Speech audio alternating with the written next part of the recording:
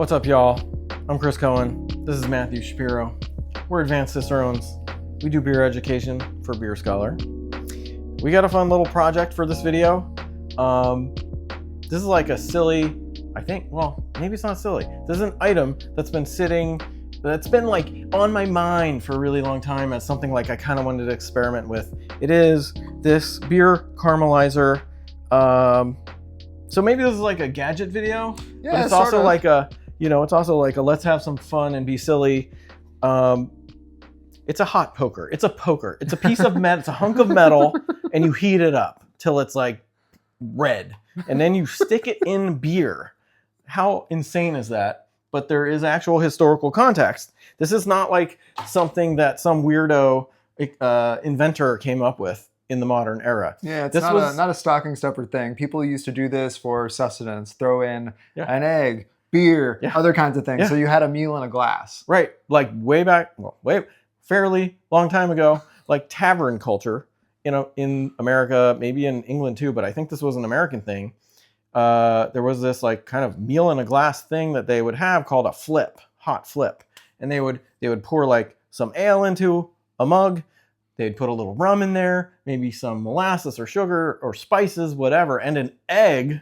And then they would dunk a hot poker in it to like heat it up and cook the egg.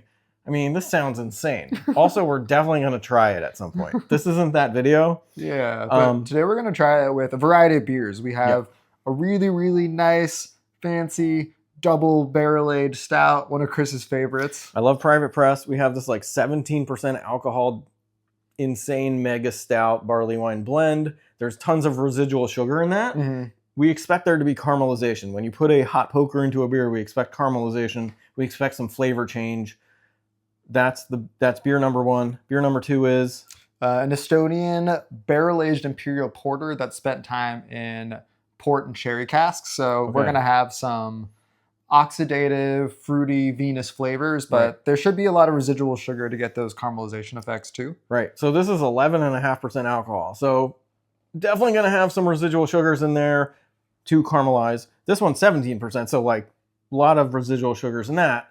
Both of these should be interesting in maybe potentially similar ways. Yes. So then we pick this third option, which is wildly different than the others, to see if it works for that. Yeah, this is a much drier beer, a lot less residual sweetness, so less stuff to caramelize. But, this is something that most folks have in their fridge. So if you just had to get a hot poker, maybe you could fire it up right away and have something fun to play with. Sierra Nevada Pale Ale, like a hop-focused beer. Generally, you would think of like, if we're going to do some caramelization, maybe we want dark beers. I don't know. That just seems logically like. Yeah, for me, I'm thinking like roasting a marshmallow over an open fire. Like these two hit that mark. This one a little bit out there, but maybe we'll love it. We're gonna try it. We're gonna give it a shot. Get that poker. I'm gonna go get this hot poker. It is like glowing red. I'm gonna come in here and I'm just gonna hit each of these for 2 to 3 seconds, which is what is recommended by the company that makes that beer poker.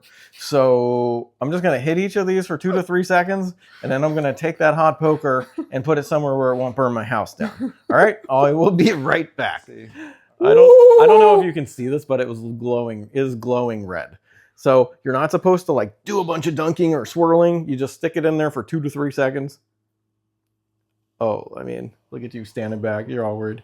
Boom. Whoa, it's like foaming and like frothing in there. And I do think that ideally, we would like, rinse it and like heat it again for each beer. But that's just how it is. We don't have the technology for all that. Beautifully done. Yeah. That really it made all of the foam in here froth up. Yeah, they're all frothy. They're all frothed up.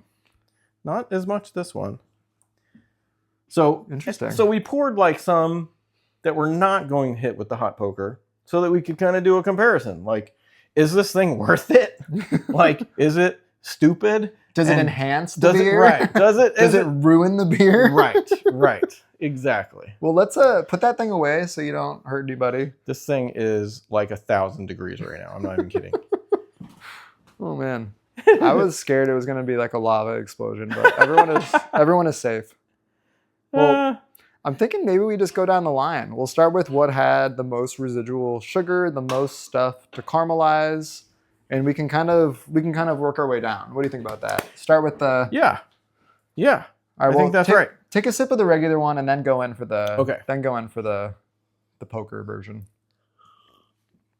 So I love this beer. It's fabulous. Lots of vanilla, chocolate, molasses. It's just gorgeous.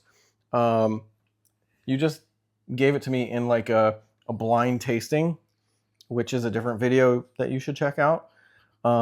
It's a lovely beer. So let's see like what happened. There's a lot of residual sugar in this beer, that's for sure.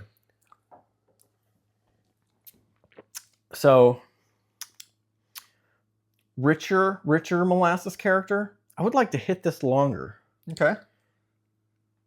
It's good. So here's one of the weird things about this. I've done this once in the past at a brewery that was like, come in on Thursday and we'll do hot pokers in your beer. And one of the things that blew my mind was it's not like the beer becomes hot. It's weird.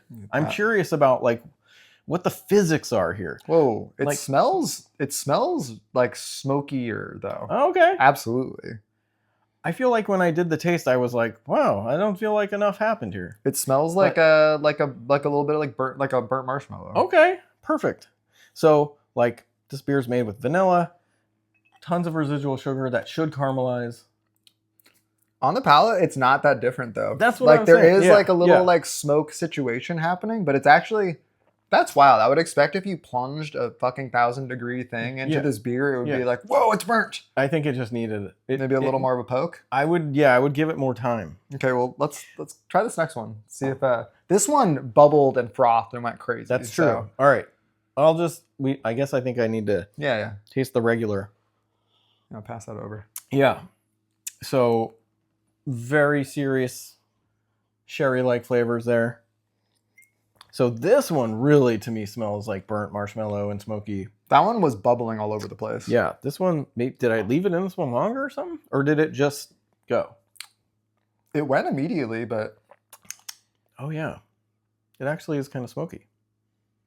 It has like a burnt marshmallow flavor in a way that one didn't. Wow, I'd smell this from here. This is crazy. Yeah. Wow, it smells like a burnt marshmallow. It really does. It really does. So I did this once before at this brewery, as I was saying, and like they did it with they had a pizza oven, by the way, and they had like several of these in the pizza oven. So like they were ready to like pull out a freshly hot one and like hit it for each mug, which I think would be obviously the better way to do this. But I like it. Yeah, I like this. It's good. It's good. They did it with a Scotch ale that they had made because they were a little brewery, and they made a spiced Scotch ale, and that was really good. But it caramelizes the hell out of a bunch of the sugars that are right around it. But at the same time, it doesn't like make the beer hot. It does warm it a little bit. Dude, what's tripping me out the most? Try these back to back. This tastes significantly less alcoholic and less like burny. Interesting. Like, did it like cook off some of the alcohol or something? That kind of would track. That kind of tracks.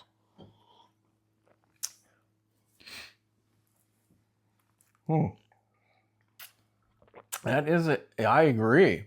And the question for me is like, do those new burnt flavors in this mask is that what alcohol, it is? or did it actually kind of like almost like a still, it hit that kind of certain temperature where it just like really like blew off some alcohol? Yeah, I don't know. Because like I will say, when I make, for instance, like mulled cider or beer or whatever, when I do a mulled drink that I'm heating up, like I'm always aware of the fact that like I'm hitting distillation sort of temperatures that'll blow off the alcohol. So I usually like add some rum.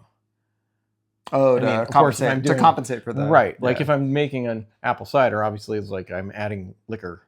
But when I've done it with a beer, it's like I'll often add some extra liquor because I know I'm blowing off a lot of the booze. So super interesting point. Huh. I'm excited to try this one. I want to dig into this one first. Yeah. So just the classic pale ale. Yeah. We all know this one. Yep. Sierra Nevada Pale Ale. It's like the OG. After drinking these beers, it's like, nice little refresher. Hops. But how does it taste smoky? Yeah, and this is what, like 5% alcohol.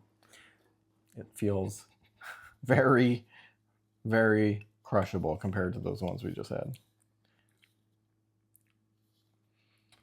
I almost feel like this like this messed with the hops. Like it almost the hops taste like they've aged like 3 months and 3 minutes because of that. Really? Oh, that's interesting. Yeah, try it. Huh. Yeah, it almost tastes like stale old hops. Our expectation was that this was not going to be great. Yeah. Or that it would at least be interesting and different than with these ones. But it doesn't come across as smoky. Well, there's not nearly as much residual sugar in there to burn or caramelize. What do you think about the hop profile? Yeah. Literally, it seems like it sat on the shelf for a couple months at room temperature. Yes. It's just like not a good... But that's not a good change. Heat and hops don't go together, so... That's true. That makes sense. I mean, unless you're boiling beer to make it. But after it's been made. Yeah, totally. Have it get hot. Yeah, not great. We didn't expect that to be like a winner. Okay, well... But we were like, hey, if we're doing 2 dark beers with residual sugar, with lots of residual sugars, we should also do just something like wildly different to see how it goes. That is an unexpected result. I did not think that would happen. But I think we've learned that this works well with malt forward beers. Yeah. Clearly, hop forward beers maybe not the best choice. Yes, and that's kind of like, of course, duh. But yeah, I think my takeaway is I want to do this again.